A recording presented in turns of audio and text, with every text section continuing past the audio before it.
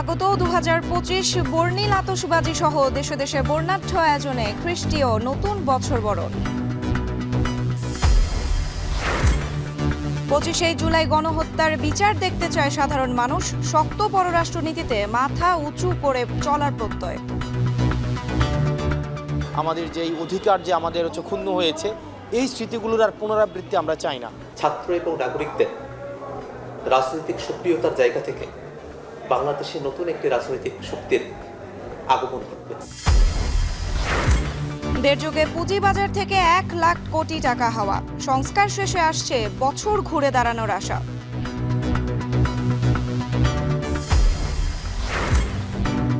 শরীয়তপুরে পদ্মা নদীতে ঠেকানো যাচ্ছে না অবৈধভাবে বালু উত্তোলন, ঝুঁকিতে 1,500 কোটি টাকার বাঁধের স্থাপনা।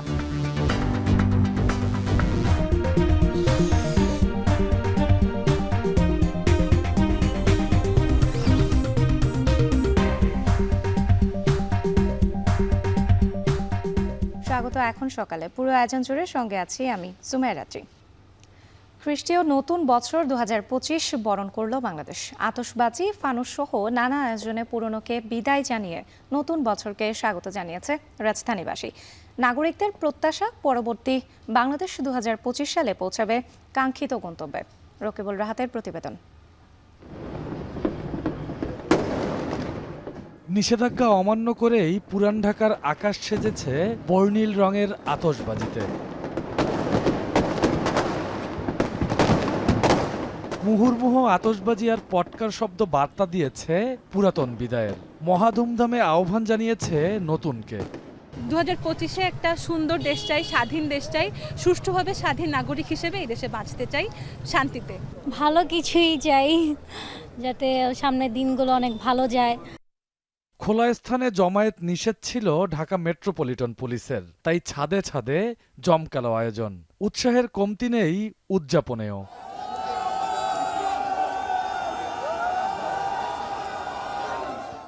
লোকসমাগম হয়েছে ঢাকা বিশ্ববিদ্যালয়ের টিএসসিতেও। 2024 সালকে ঘটনাবহুল ও স্মরণীয় বলছেন অনেকেই, তাতে প্রাপ্তি অপ্রাপ্তির মিশেল। 24 তো খারাপই ছিল, কিন্তু আরেক দিক দিয়ে ভালো যে স্বৈরাচার পতন হয়েছে। আমাদের অনেক স্বজন হারাইছি, আর ভালো বলতে মানে সব ত্যাগের বিনিময়ে আমরা একটা স্বৈর শাসকের হাত থেকে মুক্ত পাইছি। 2024-এ যেগুলো হয় নাই, 2025-এ ইনশাল্লাহ সেগুলো করার চেষ্টা করব। সেসব দুঃখ দুর্দশা ভুলে নতুন উদ্যমে সুখ, সমৃদ্ধি আর শান্তির প্রত্যাশায় নতুন বছরকে স্বাগত জানিয়েছে রাজধানীবাসী। সবাই যেন পাখির মতন উঠতে পারে, এরকম ভালো চাই। দ্রব্যমূল্য সহ, নিরাপত্তা সহ, জাতীয় নিরাপত্তা সহ, বৈষম্যহীন বাংলাদেশ হোক, এটাই আমাদের প্রত্যাশা 2025-এ। 31st নাইট ও নতুন বছর উদযাপনে বিশৃঙ্খলা ঠেকাতে নগরী জুড়ে সতর্ক অবস্থানে ছিল আইন শৃঙ্খলা রক্ষাকারী বাহিনীও। রকিবুল রাহাত, এখন ঢাকা। এদিকে আতশবাজির মনোমুগ্ধকর প্রদর্শনী আর আলোকসজ্জায় বিশ্বের নানা দেশে বরণ করা হচ্ছে ইংরাজি নতুন বছর 2025-কে। ওশেনিয়ার দ্বীপ রাষ্ট্র কিরাবতীর পর 2025-কে প্রথম স্বাগত জানায় অস্ট্রেলিয়া ও নিউজিল্যান্ড। সতীর্থ কর্মকারের প্রতিবেদন। খ্রিস্টীয় নতুন বছর উদযাপনে সারা বিশ্বের নজর কাড়ে এমন আয়োজনের কথা উঠলে শুরুতেই মাথায় আসবে অস্ট্রেলিয়ার সিডনি হারবার ব্রিজের নাম। প্রতি বছরের মতো এবারও নিউ ইয়ার ইভ উপলক্ষে জমকালো সাজে সাজানো হয় অস্ট্রেলিয়ার সিডনি হারবার ব্রিজ ও অপেরা হাউস।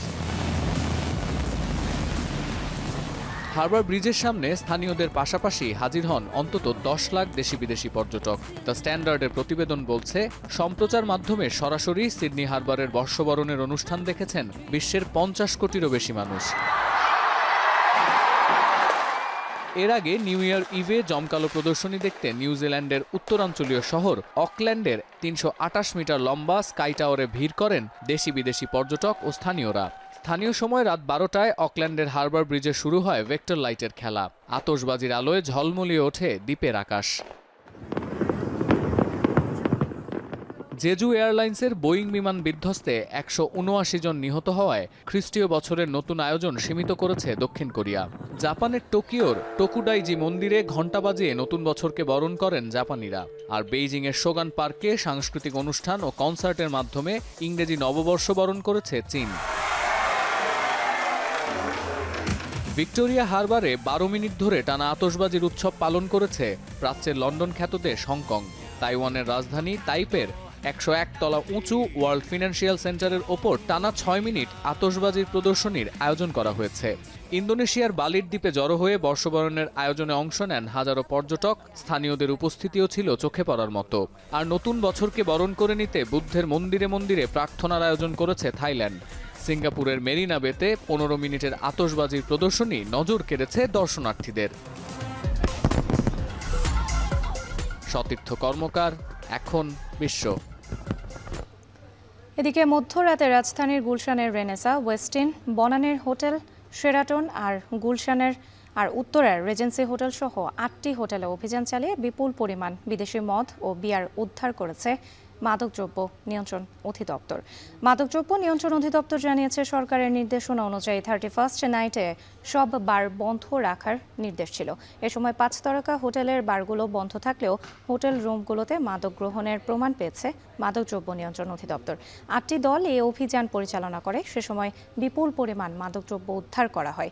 এ বিষয়ে পরবর্তীতে সংবাদ সম্মেলনের মাধ্যমে বিস্তারিত জানানো হবে বলে জানিয়েছেন মাদকদ্রব্য নিয়ন্ত্রণ অধিদপ্তর পরিচালক শামীম হোসেন। এই হোটেলগুলোতে বারগুলা বন্ধ আছে, কিন্তু কিছু অ্যারেঞ্জার তাদের কাছ থেকে তাদের যে হলরুম আছে হলরুম ভাড়া নিয়ে তারা বিভিন্ন ধরনের নববর্ষ উদযাপন উপলক্ষে বিভিন্ন ধরনের পার্টির আয়োজন করেছে এবং তারা অবৈধভাবে এই মদগুলা সংগ্রহ করে এখানে তারা যারা কাস্টমার ছিল বা যারা এখানে দর্শক হিসেবে আসছে তাদের কাছে এগুলা সরবরাহ করছিল বা পরিবেশন করছিল। টোটাল যে কার্যক্রমটা আছে অ্যালকোহল রিলেটেড, টোটাল কার্যক্রমটাই ইলিগাল ছিল, যার দরুন এই সংক্রান্ত যে যত ধরনের বিদেশি মদ এবং বিয়ার ছিল সেগুলো আমরা জব্দ করেছি। বহির্বিশ্বের দাসত্ব শিকল থেকে মুক্ত হয়ে শক্ত পররাষ্ট্রনীতি নিয়ে মাথা উঁচু করে দাঁড়াবে লাল সবুজের বাংলাদেশ। ধ্বংস হয়ে যাওয়া অর্থনীতি পুনরুদ্ধার করে রচিত হবে স্বনির্ভর বাংলাদেশের রূপকল্প। অতীতের দুঃখ দুর্দশার স্মৃতি মুছে রচিত হবে নতুন অধ্যায়। রাজনৈতিক ঐক্যের হাত ধরে তৈরি হবে ফ্যাসিবাদ বিরোধী জাতীয় ঐক্য। 2025 সালে এমন সব প্রত্যাশা করছেন সাধারণ ছাত্র জনতা। তবে সব প্রত্যাশা ছাপিয়ে 25-এর মধ্যেই জুলাই গণহত্যার বিচারের তাগিদ তাদের। বেলায়েত হোসেনের প্রতিবেদন।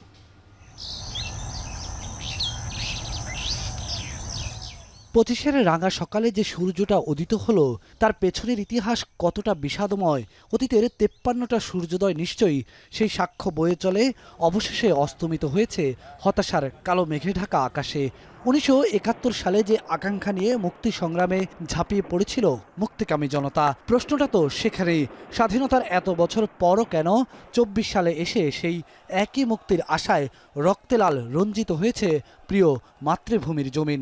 52টা গ্লানিময় বছর শেষ করে যখন 53তম বছর তথা 2024-এ এসে দাঁড়িয়েছিল লাল সবুজের বাংলাদেশ, তার শুরুটাই হয়েছিল মানুষের ভোটাধিকার হরণের এক ডামি নির্বাচনের মধ্য দিয়ে। এরপর ভঙ্গুর অর্থনীতিতে মানুষের নাভিশ্বাস আর ফ্যাসিবাদের জাঁতাকলে পড়ে কত শত অধিকার বঞ্চিত হতে থাকলো প্রজাতন্ত্রের মালিক নামের সাধারণ জনগণ।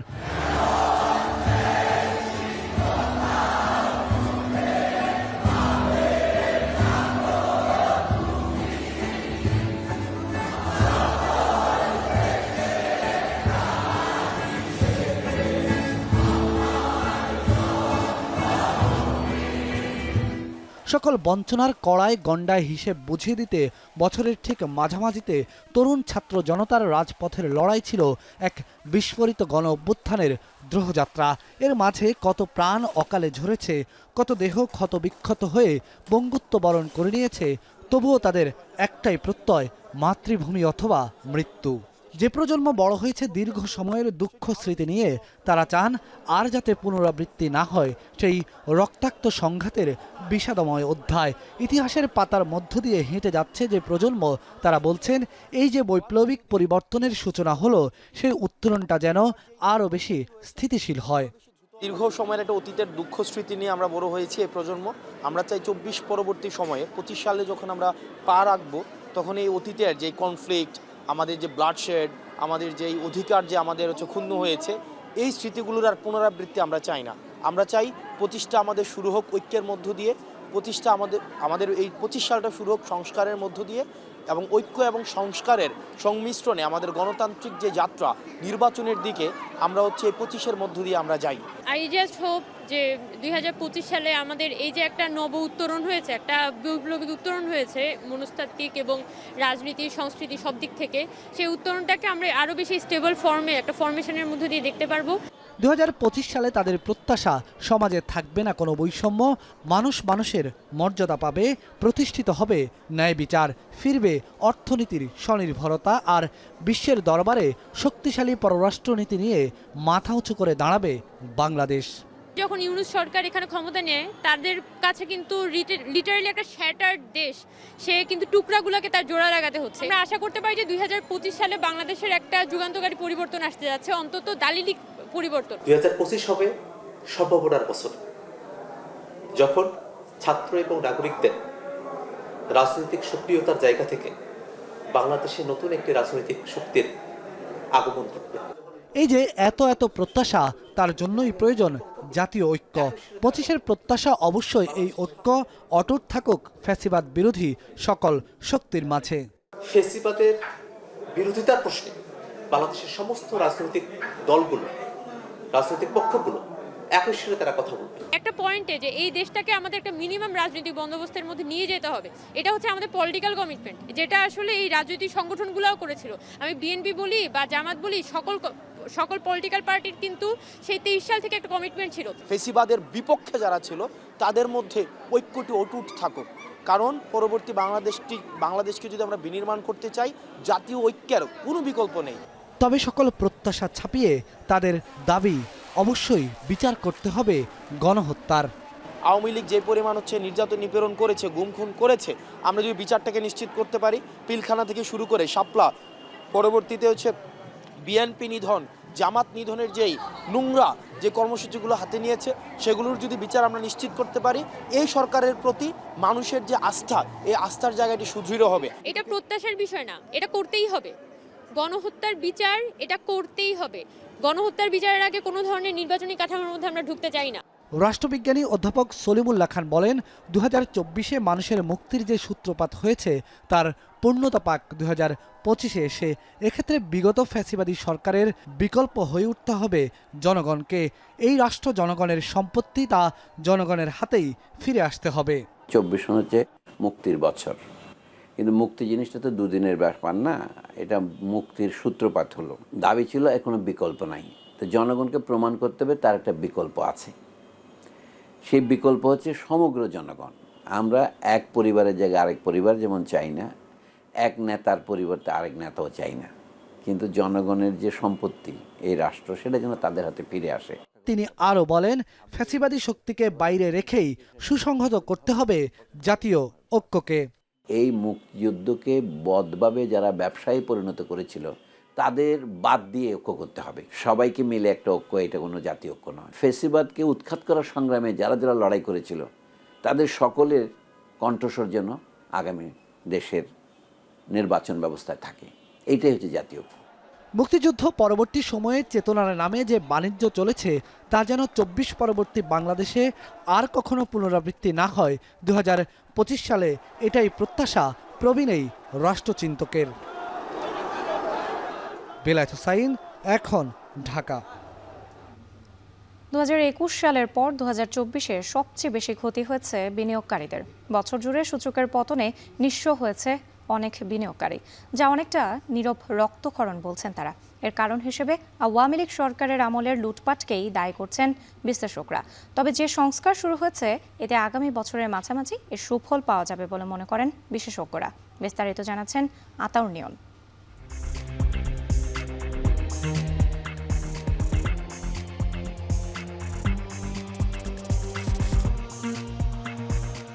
ফিরে দেখা 2024-এ বছর জুড়েই টালমাটাল ছিল পুঁজিবাজার। সূচক, মূলধন, পুঁজি কমে নিঃস্ব হয়েছে বিনিয়োগকারীরা। 24-এ 5 আগস্ট শেখ হাসিনা পতনের সাথে সাথে সে সময়ের বাংলাদেশ সিকিউরিটিজ অ্যান্ড এক্সচেঞ্জ কমিশনের চেয়ারম্যান ও কমিশনাররা আত্মগোপনে গেলে সামনে আসতে থাকে বাজারের আসল চিত্র। এতে একদিকে 15 বছরের স্বৈরাচারী শাসন যেমন বাজারের ক্ষতি করেছে, অন্যদিকে 5 আগস্টের পরে এ খাতকে পুনরুদ্ধারের অপার সুযোগ পাওয়া গেছে। বছরটিতে দেখা যায় অর্থ পাচার, রিজার্ভ সংকট, বিনিয়োগকারীদের আস্থার সংকট এবং দেশে রাজনৈতিক পট পরিবর্তনের পরিপ্রেক্ষিতে সৃষ্টি হওয়া অস্থিরতা পুঁজিবাজারকে আরও তলানিতে ঠেলে দিয়েছে। ফলে পুঁজিবাজারে ধারাবাহিকভাবে সূচকের পতনের সঙ্গে কমেছে বাজার মূলধন। এমন পরিস্থিতিতে বিএসইসির নতুন কমিশনাররা দায়িত্ব নেওয়ার পর কারসাজিকারীদের বিরুদ্ধে কঠোর অবস্থান নিলেও তা খুব একটা কাজে আসেনি। তথ্য বলছে গত এক বছরে সূচক হারিয়েছে 1000 পয়েন্টের বেশি, আর বিনিয়োগকারীরা বাজার মূলধন হারিয়েছে সোয়া লাখ কোটি টাকার বেশি, আর লেনদেনের খরা ছিল সারা বছর জুড়েই। এদিকে অর্থ মন্ত্রণালয় ও বিএসইসি নতুন উপদেষ্টা ও কমিশনার পাওয়ার পর জানানো হয় পুঁজিবাজারের আসল অবস্থার কথা। জানানো হয় আওয়ামী লীগ সরকারের গত 15 বছরে পুঁজিবাজারে অবাধ লুটপাট হয়েছে। এ সময় অসংখ্য দুর্বল ও অস্তিত্বহীন কোম্পানি বাজারে তালিকাভুক্ত হয়। এসব কোম্পানি এখন বাজারের জন্য বোঝা হয়ে দাঁড়িয়েছে। আর শ্বেতপত্র কমিটি জানিয়েছে গত 1.5 যুগে বাজার থেকে 1 লাখ কোটি টাকার বেশি আত্মসাৎ করা হয়েছে। গত কয়েক বছরের মধ্যে 2024-এ দেশের পুঁজিবাজারে সবচেয়ে বেশি পতন ঘটেছে। এতে 2010-এর পর গত বছর সবচেয়ে বেশি ক্ষতিগ্রস্ত হয়েছেন বিনিয়োগকারীরা। ফলে অনেক বিনিয়োগকারী পুঁজি হারিয়ে নিঃস্ব হয়েছেন, যার কারণ হিসেবে গত 1.5 যুগে লুটপাটকে দায়ী করছেন বিশেষজ্ঞরা। যে কারণে সংস্কারের সুফল অতি দ্রুত সামনে না আসলে বিনিয়োগকারী ধরে রাখা নিয়ে আশঙ্কা করা হচ্ছে।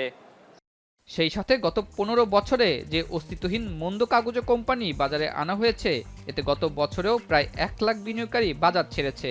আর পট পরিবর্তনের পর নামমাত্র কোম্পানি তালিকাভুক্তির পরিমাণও কমেছে। নতুন কমিশনার দায়িত্ব নেওয়ার পর খায়রুল ও শিবলি কমিশনারদের আমলে করা অনিয়ম 4 মাসে প্রায় 1000 কোটি টাকা জরিমানা করা হয়েছে, যা এতদিন দায়মুক্তি দিয়ে আসা হচ্ছিল কারসাজিকারীদের।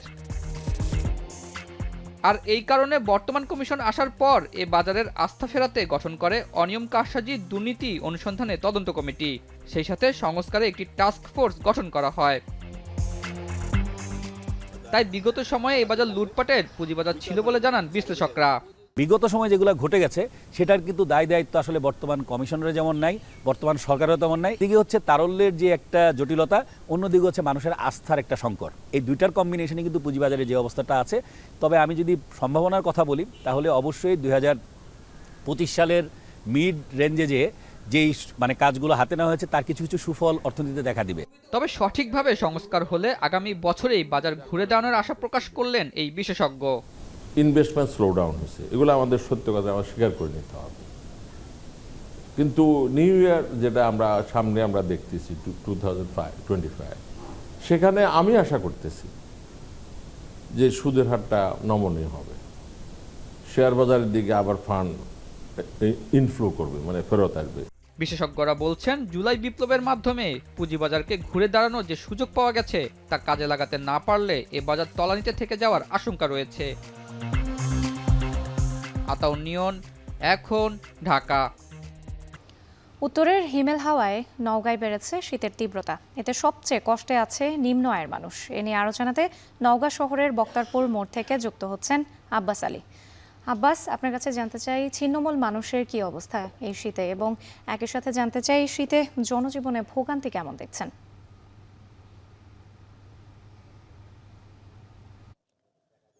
রাত্রি আপনাকে জানাতে যায় যে উত্তরের জেলা নওগাঁয় গত 2 সপ্তাহ পর আবারও নতুন করে বলা যায় যে শীতের তীব্রতা বাড়তে শুরু করেছে। আর এই প্রচণ্ড শীতের কারণে উত্তরের জনপদের মানুষ একেবারে নাজেহাল অবস্থা এবং জবুথবু অবস্থা বিরাজ করছে বলা যায়। এবং কুয়াশার পরিমাণ যদিও কম, আর এই হালকা কুয়াশার কারণে শীতের সকালে সূর্য ঢাকা পড়ছে।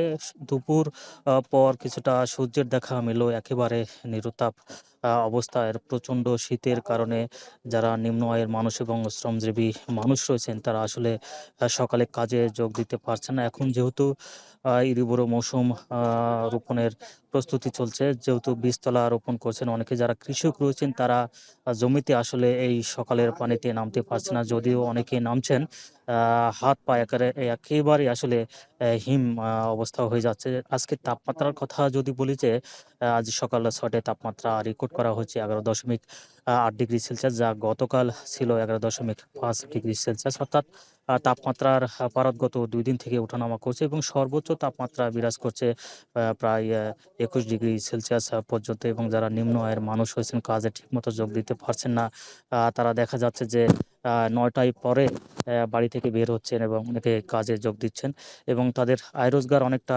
কমে গেছেই বলা যায়। আর প্রচণ্ড শীতের কারণে বিশেষ করে যারা শিশু এবং বয়স্ক রয়েছেন তারা অনেকটা কষ্টের মধ্যে পড়েছেন। তবে অনেকেই দেখা যাচ্ছে যে এই শীতের কারণে উষ্ণতা পেতে অনেকেই চায়ের দোকানে ভিড় করছেন। হালকা এই গরম পানি পান করলে কিছুটা তাদের মধ্যে স্বস্তি মিলছে বলে তারা জানিয়েছেন। আর কিছুদিন থেকে আমরা দেখছি যে বেসরকারি স্বেচ্ছাসেবী যেগুলো সংগঠন রয়েছে তারা তাদের পক্ষ থেকে সাধ্যমতো কম্বল বিতরণ করার চেষ্টা করছেন। এছাড়া জেলা ত্রাণ এবং পুনর্বাসন কার্যালয় সূত্রে আমরা যেমনটি দেখেছি যে গত প্রায় 15 দিন আগে ত্রাণ কার্যালয় থেকে বা মন্ত্রণালয় থেকে 67 লাখ টাকা বরাদ্দ পেয়েছেন। সেই সাথে 10,000 পিস কম্বলও তারা বরাদ্দ পেয়েছেন। এইসব টাকা এবং কম্বল জেলার 11টি উপজেলা সহ 3টি পৌরসভায় ইতিমধ্যে বিতরণ করা হয়েছে এবং উপজেলা পর্যায়গুলো থেকে এই শীতবস্ত্র যে কম্বলগুলো রয়েছে, যারা ছিন্নমূল মানুষ রয়েছেন এবং যারা হতদরিদ্র তাদেরকে আসলে তাদের মাঝে এই শীতবস্ত্র কম্বল বিতরণ করা হচ্ছে। এতে করে দেখা যাচ্ছে যে তারা অনেকটা স্বস্তি পাচ্ছেন। তবে আগামীতে শীতের প্রকোপ আরেকটু বাড়তে পারে বলে আমরা ধারণা করছি। তো এই ছিল উত্তরের এই জনপদ থেকে শীত নিয়ে সর্বশেষ। নওগাঁয় বেড়েছে শীতের তীব্রতা, এ নিয়ে বিস্তারিত জানাতে যুক্ত ছিলেন আব্বাস আলী। সপ্তাহ ব্যবধানে সিলেটে কমেছে সবজির দাম, সরবরাহ বৃদ্ধি পাওয়ায় দাম কমেছে বলে জানান বিক্রেতারা। এ নিয়ে আরও জানাতে সিলেট থেকে যুক্ত হচ্ছেন সন্দীপন শুভ। শুভ, কোন সবজির দাম কেমন দরে বিক্রি হচ্ছে জানাবেন।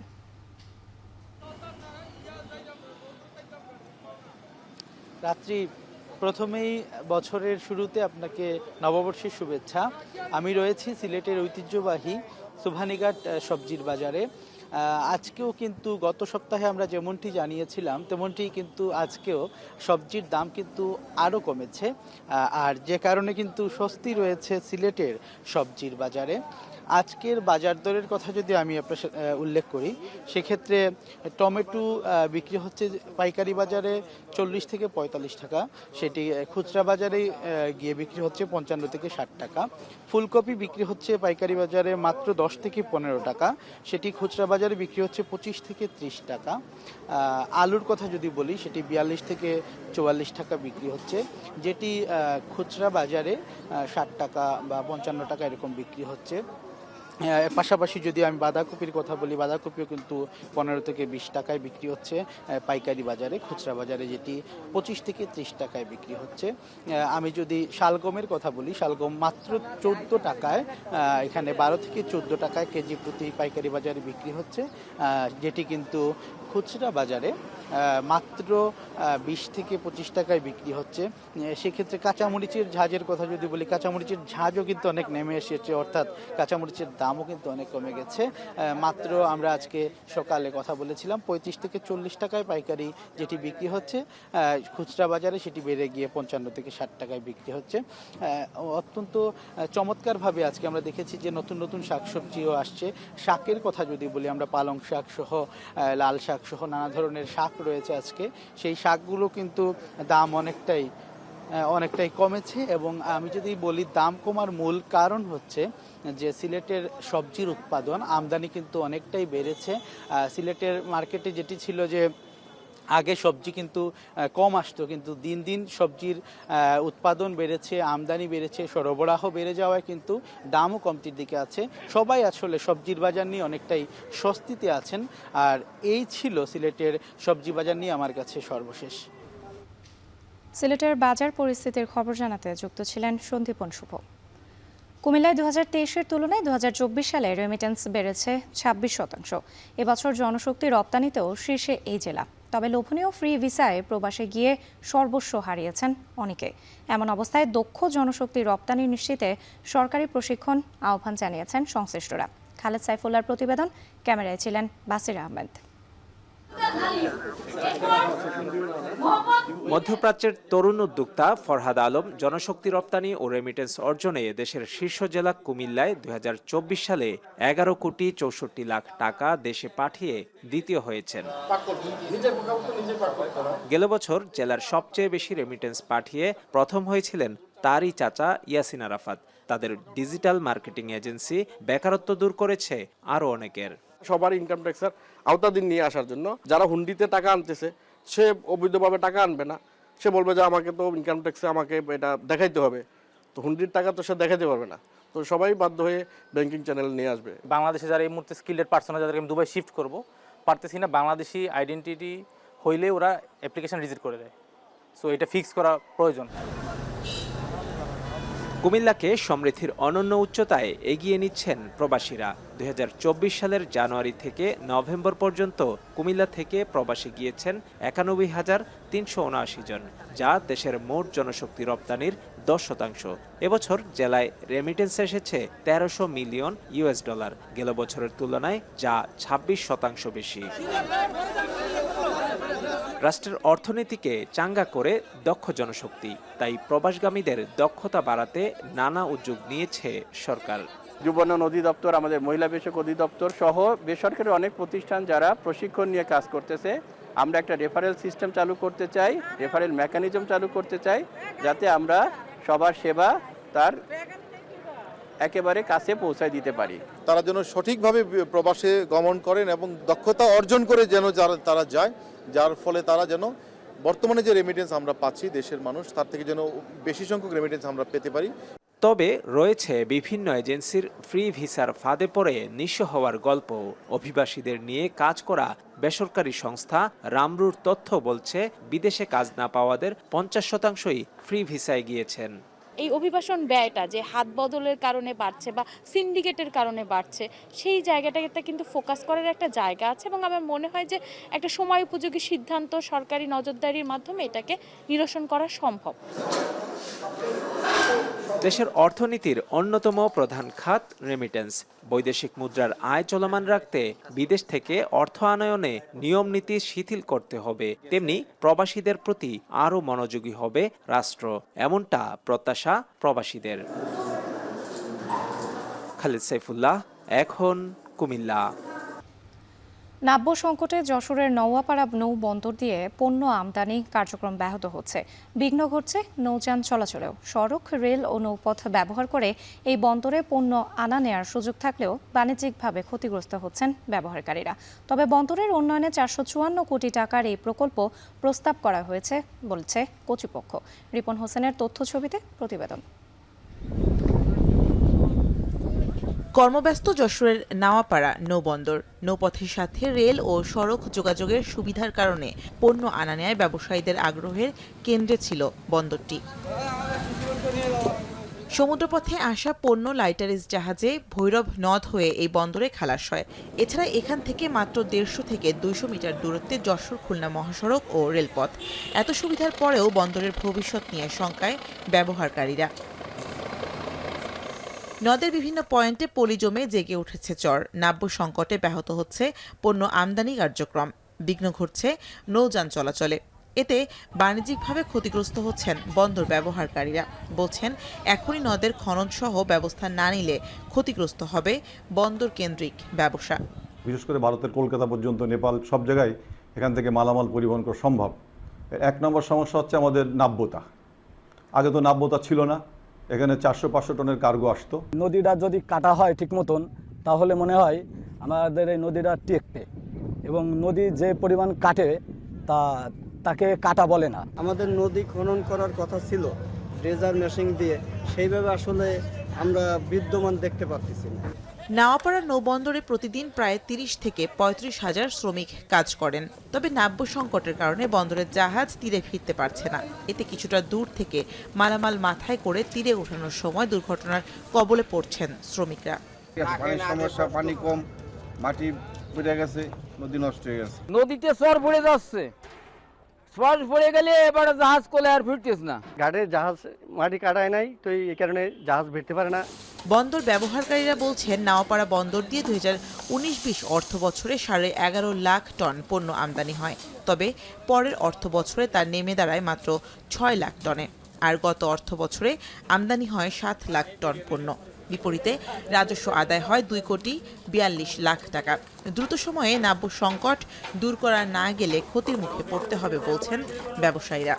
নাব্যতা বাড়ানোর জন্য ড্রেজিং করার দরকার। ক্যাপিটাল ড্রেজিং করলে আমাদের এই নাব্যতা বেড়ে যাবে, সেক্ষেত্রে আমাদের বেশি ড্রাফটালা জাহাজ আসতে পারবে। যেমন এখন ধরেন 500-600 টনই কয়লা বা ওই 600 টনই আপনার জাহাজ ঢোকে, সেখানে আমরা 1200 টনই কয়লা জাহাজ, 1200 টনই মালবাহী জাহাজ বা আরও বেশি 2000 টনই জাহাজ ঢোকাতে পারে, তখন আমাদের মালের কস্টিং আসলে কমে আসে। কাঠের জেটি দিয়ে নামতে গেলে, সিঁড়ি দিয়ে নামতে গেলে অনেক শ্রমিক নিচেই পড়ে যায়, গিয়ে সাতটায় কোলে আসে এবং অনেকে হয়তো মারাও যায়। সেই কারণে এটা একটা আমাদের বিরাট অসুবিধা হচ্ছে। কর্তৃপক্ষ বলছে বর্তমানে বন্দরের উন্নয়নে 445 কোটি টাকার একটি প্রকল্প প্রস্তাব করা হয়েছে। প্রকল্পটি বাস্তবায়ন হলে বন্দরে ব্যবসা বাণিজ্যের গতি আসবে বলেও জানান কর্মকর্তারা।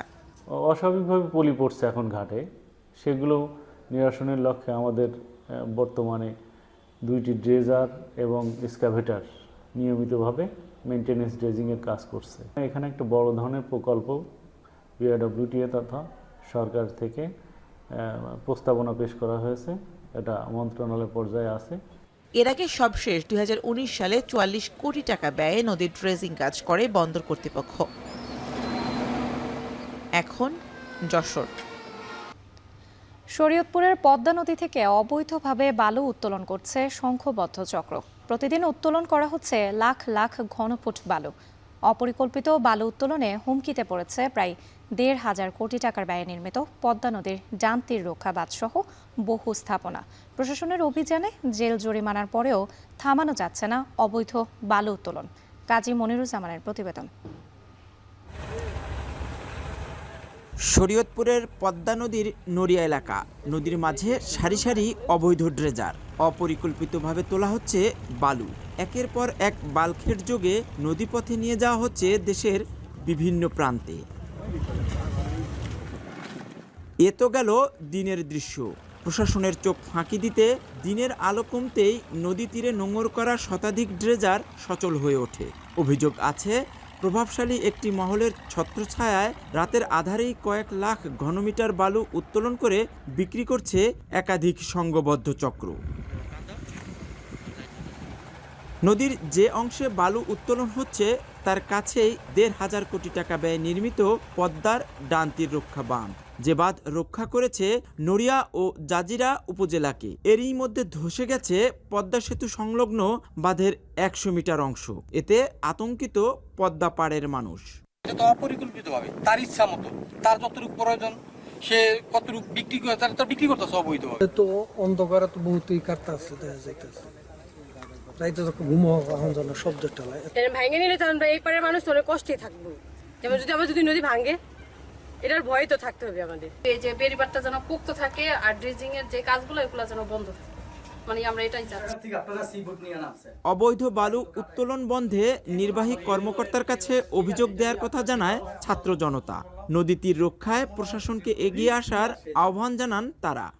নদীতে অবৈধভাবে বালু উত্তোলন করছে, এর ফলে নড়িয়া নদীগর্ভে চলে যাবে এবং আমরা এই নড়িয়ার ব্যাপক স্থাপনা ক্ষতিগ্রস্ত হবে। অনেকগুলা শিক্ষা প্রতিষ্ঠান নদীগর্ভে চলে গেছে, এখন আমরা নতুন করে আবার এই নদীর একটা ভয় আছি, ভাঙনের ভয় আছি।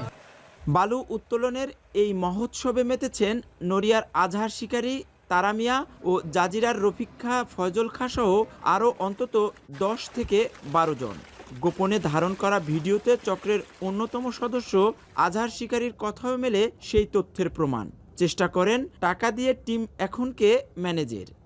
এই একটা লোকের 2 জন পার্টনার এবং তারা জড়িত, আগত করে আপনি শান্ত জড়িত, এরপর উপরে রাজমুন্সি আছে। আমি লিড দিই বলতে এরকম যে সবার কই তোরা করে এরকম না, আমি বলে থাকি অনেকের মন্তব্য আমার ওরা সবার সুসম্পর্ক ভালো আছে, আপনি একটু সমন্বয় করে রাখেন, বিষয় এরকম আর কিছু না।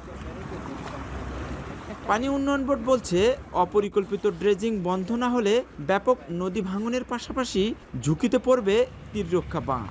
বালু উত্তোলন বন্ধে নানা পদক্ষেপের কথা জানিয়েছে প্রশাসন।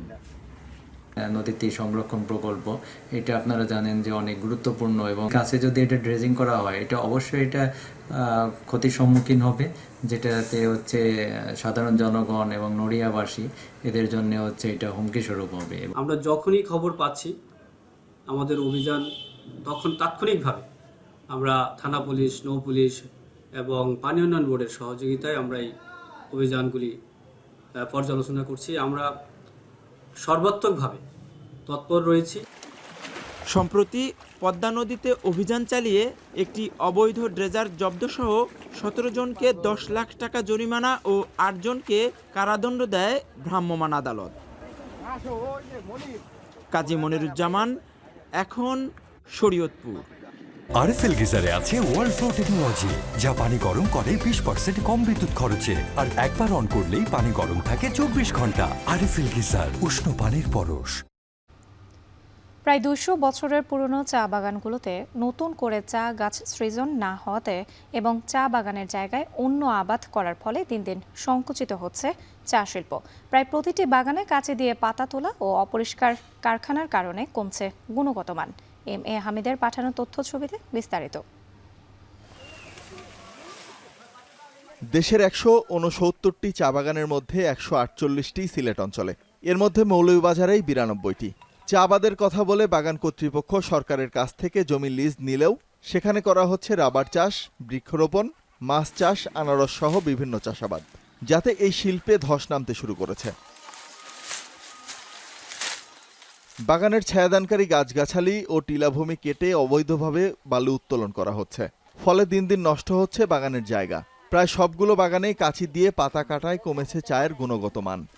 চা ফ্যাক্টরিগুলি বর্তমানে মালিকদের গলার পার হয়ে গেছে, না পারে রাখতে না পারে ছাড়তে। অনেক বাগানের মালগুলা ব্রাউন কালার মাল আসতেছে, হালকা হোয়াইটের, এই মালগুলা আমাদের চলে না, এগুলো প্যাকেটজাত করতে একটু সমস্যা হয়। বর্তমান যে বাজার, এই বাজারে বাইরের পরিমাণ খুব কম, পার্টিসিপেন্ট কম, তাতে আসলে বাজারে তেমন চা বিক্রি হচ্ছে না। চা যখন উৎপাদন করে থাকি তখন সাথে সাথে আমাদের চাগুলো বিক্রি হয়ে গেলেই ভালো, চা বিক্রি হওয়ার সাথে সাথে আমাদের টাকাগুলি ব্যাংকে চলে আসে এবং তাতে আমাদের বাগানের লেবার পেমেন্ট বা অন্যান্য খরচ করতে সুবিধা হয়।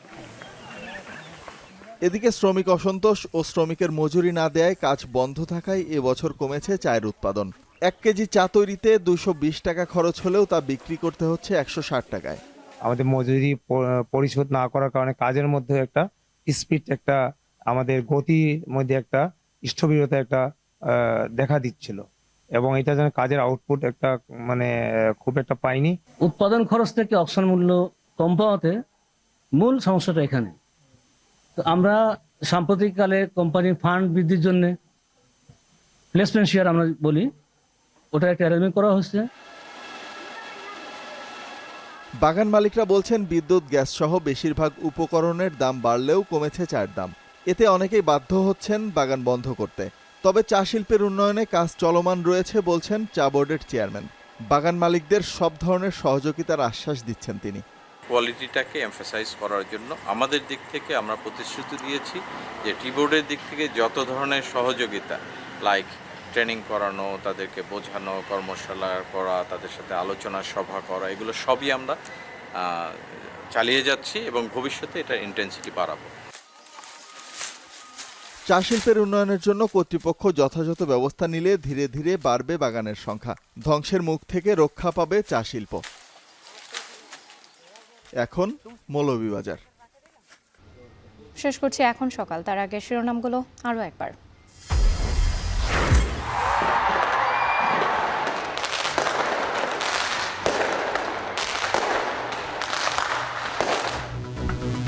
স্বাগত 2025 বর্ণিল আতশবাজি সহ দেশে দেশে বর্ণাঢ্য আয়োজনে খ্রিস্টীয় নতুন বছর বরণ। 25 জুলাই গণহত্যার বিচার দেখতে চায় সাধারণ মানুষ, শক্ত পররাষ্ট্রনীতিতে মাথা উঁচু করে চলার প্রত্যয়। আমাদের যেই অধিকার যে আমাদের ক্ষুণ্ণ হয়েছে, এই স্মৃতিগুলোর আর পুনরাবৃত্তি আমরা চাই না। ছাত্র এবং নাগরিকদের রাজনৈতিক সক্রিয়তার জায়গা থেকে বাংলাদেশে নতুন একটি রাজনৈতিক শক্তির আগমন ঘটবে। এই দেশটাকে আমাদের একটা মিনিমাম রাজনৈতিক বন্দোবস্তের মধ্যে নিয়ে যেতে হবে। দেড় যুগে পুঁজিবাজার থেকে 1 লাখ কোটি টাকা হাওয়া, সংস্কার শেষে আসছে বছর ঘুরে দাঁড়ানোর আশা।